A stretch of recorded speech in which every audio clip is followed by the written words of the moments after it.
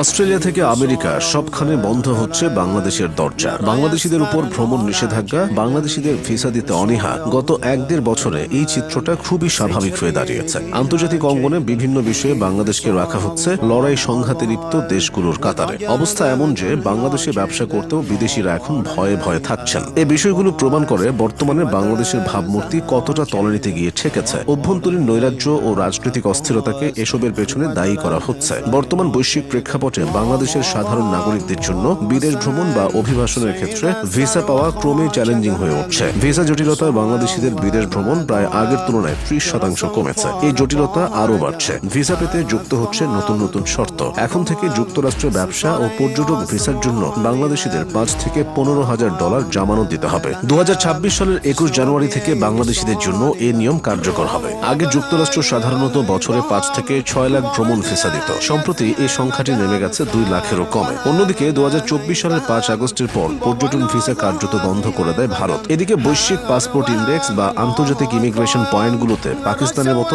সংকটাপন্ন দেশের